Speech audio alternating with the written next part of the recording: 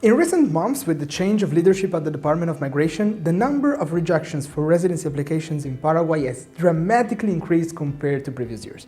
And there are 5 common mistakes that cause residency applications to get rejected, and in this video I'll explain to you what they are and how you can make sure to avoid them. Let's start with the first mistake, the apostille on your documents. As you may know, if you've read our website or you've watched our complete video about residency in Paraguay, it's necessary to present your apostille birth certificate and criminal record certificate at least to proceed with the residency permit application.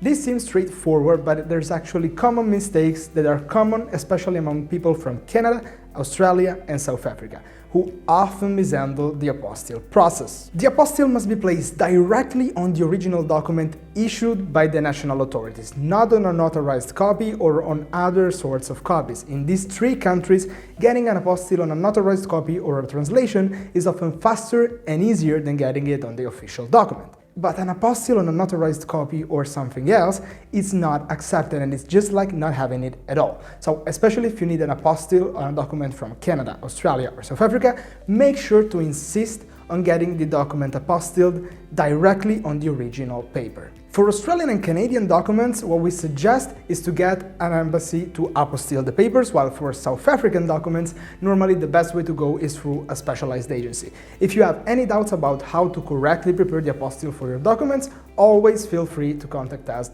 with the details on the websites or right here on the description of this video. Now, second common mistake is not checking the name on your documents. It may seem strange, but there is actually this detail that is carefully checked both when applying for the residency card and for the identity card.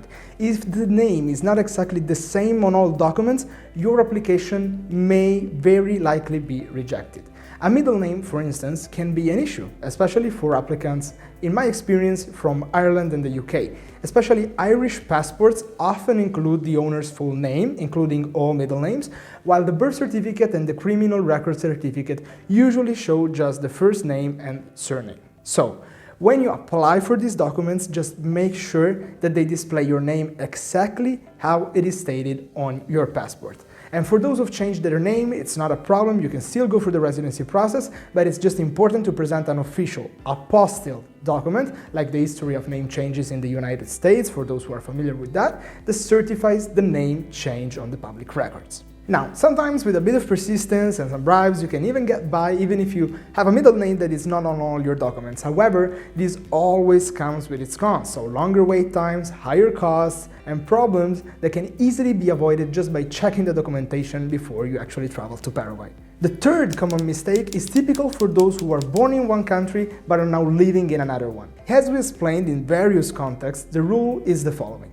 If you've been living in the same country for more than the last 3 years, you need to provide the criminal record certificate from that country and not from your country of origin, not from where you were born.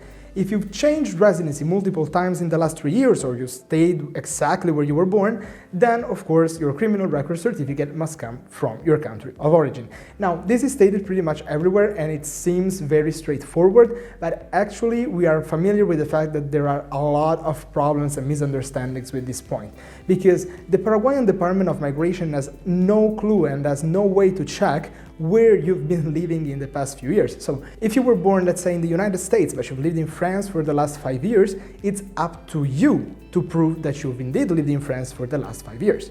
So to do this, normally what you need is to provide either an identity card from the country where you currently reside, or showing a long-term visa, residency certificate with apostille, anything that can be officially verified that you've actually lived in that country for the last 3 years plus.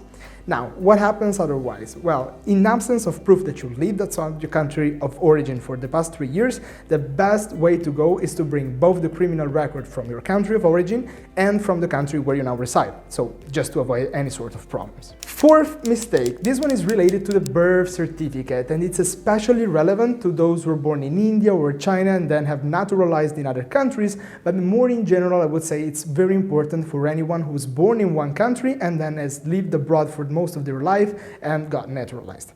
Unfortunately, there are no exceptions. the birth certificate presented to the Department of Migrations must be issued by your country of origin. There's just one alternative, so you can present your naturalization certificate instead from the country where you have now naturalized, but in this case you must apostille the certificate, and it's not a specifically easy task to do, especially in the United States. Naturalization certificates are very hard to apostille. So what if your birth certificate is in a country that you haven't lived in for years, or you stopped visiting many years ago, or you simply cannot find your birth certificate? Well, then my advice is to seek help from a specialized agency. In every country there are companies, multiple ones, that handle these bureaucratic aspects on your behalf, and typically they also offer the option to apostille the document for you. So don't present a birth certificate that comes from any other country. It makes no sense, it will not be accepted, either where you were born or the naturalization certificate with apostille. Finally, the fifth mistake concerns those that do not have a clean criminal record. So in this case, it's still okay, you can go through the residency process, but you cannot just simply arrive in Paraguay and start the residency process as if nothing happened.